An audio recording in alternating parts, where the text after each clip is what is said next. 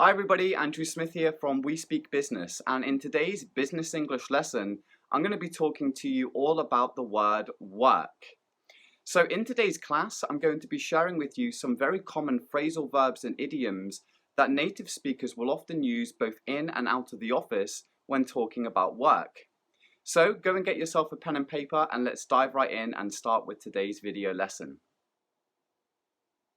Now, before we start today's video lesson, I want to quickly clear up a very common pronunciation problem. So a lot of business English learners or non-native English speakers will often pronounce the word worked as worked. I'm sure you've probably done this yourself in the past as well. But the past tense of work, worked, actually only has one syllable. A lot of business English learners will think that this word has two syllables, worked, worked, but that is completely wrong. Native speakers will pronounce the past tense verb worked as just one syllable. And the KED at the end of this word doesn't actually make a D sound, but rather it makes a T sound. That's right, a T sound. So rather than saying worked, it's better to say worked, worked. And if you find it difficult to pronounce that word, try isolating the last part of the word, just the kt sound, kt, kt. And when we join it together with the first sound, we have the word worked, worked. So I hope that clears up that pronunciation error. It is a very common one. And now that we've done that, I'm going to flip the screen around and we're going to look at some common phrasal verbs and idioms that we can use with the word work.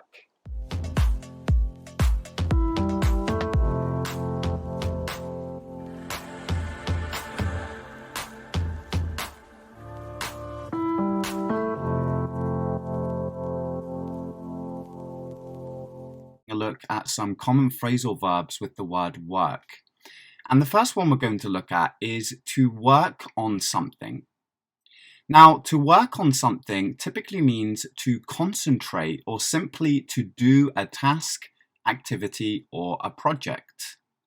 So as an example, we could say, next week we will be working on the new sales strategy for Q4. So you can see that we can also use this phrasal verb as the continuous tense as well, if it is ongoing.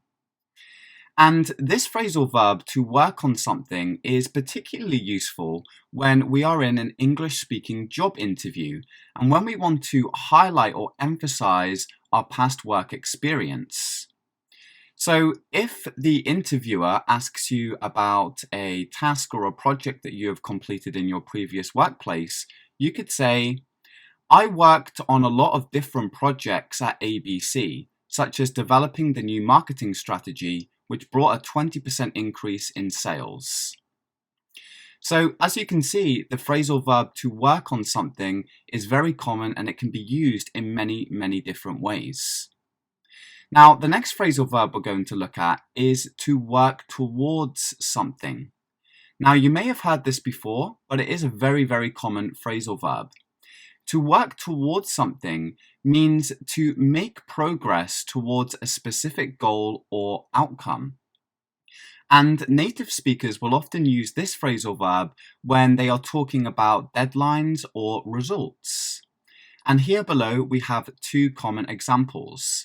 We could say, both countries are working towards peace in the region. Or, teams work better together when they are working towards a common shared goal. And when we are talking about completing or meeting a common shared goal, native speakers will often use this phrasal verb to work towards. Now, the final phrasal verb we're going to look at today is the phrasal verb to work out or to work out something. And this phrasal verb actually has two separate meanings. Let's look at just to work out first.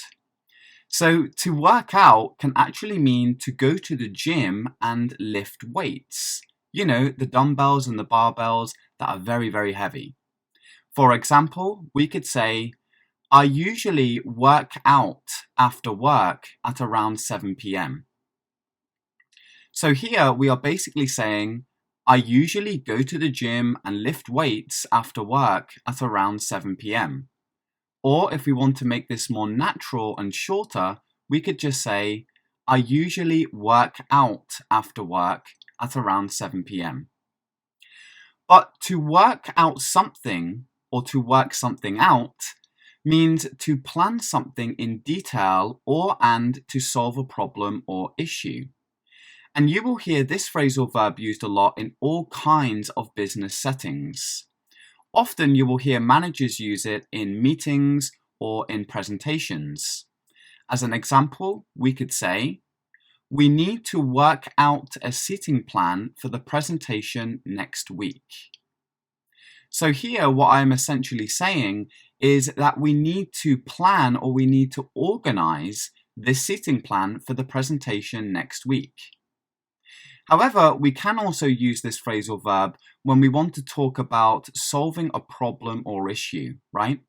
As an example, we could say, our new marketing strategy really needs to be worked out because right now it isn't working. So that is the third and final phrasal verb that we're going to look at today with the word work. So we have to work out or to work something out, to work towards something, and to work on something. So right now what we're going to do is take a look at some idioms that we will often use with the word work. And the first one is probably one of my favorites. To work all the hours God sends. So if we or someone else works all the hours that God sends, it basically means that we work all day, every day. Every hour that we are given, we are working. And usually when we use this expression, it typically means that someone works an excessive amount, right? They work too much. So as an example sentence, we might say, before the deadline, he worked all the hours that God sent. He didn't leave the office until 8 p.m. most nights.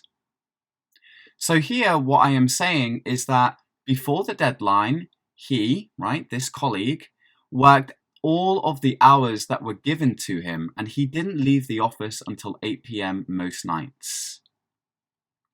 Now, the second idiom we're going to look at with work is to work for peanuts. And this is a very, very common idiom. And perhaps you've already heard this one before, but the idiom to work for peanuts means to work for very little money. And peanuts represents the small amount of income or money that you receive from doing a particular job or task.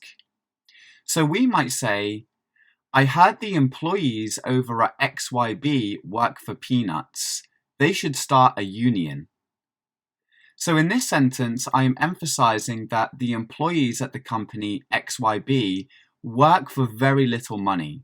And because of this, they should start a union to get a pay rise. Now, we can also use this expression with the verb paid, as in to pay someone peanuts. And you will often use this when talking about a manager or a company that pays their employees very little money, right? They pay their employees a very low wage or salary for the job that they do. As an example, we might say, I would have taken that job if it didn't pay peanuts. So here I am basically saying, if the job didn't pay such a poor salary or a poor wage, then I probably would have taken that job I was offered.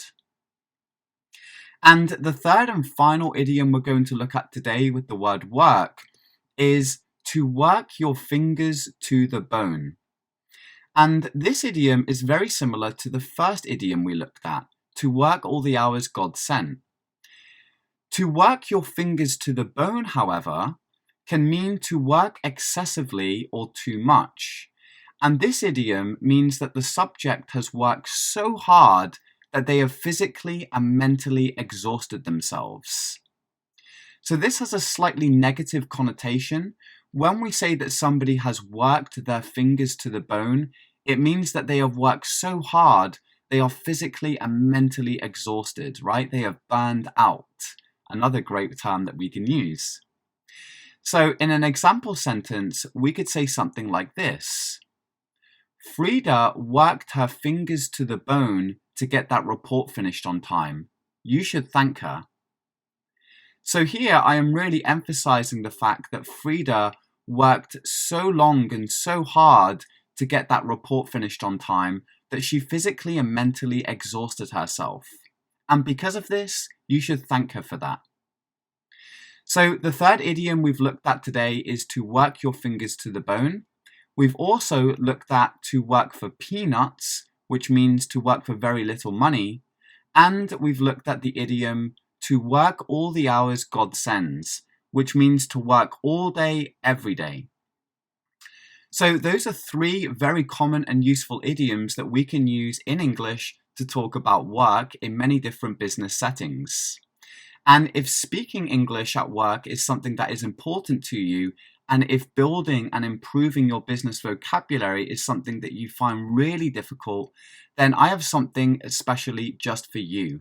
I'd like to invite you to an exclusive free 2-hour seminar where I'm going to show you how you can build and enhance your business vocabulary quickly and easily.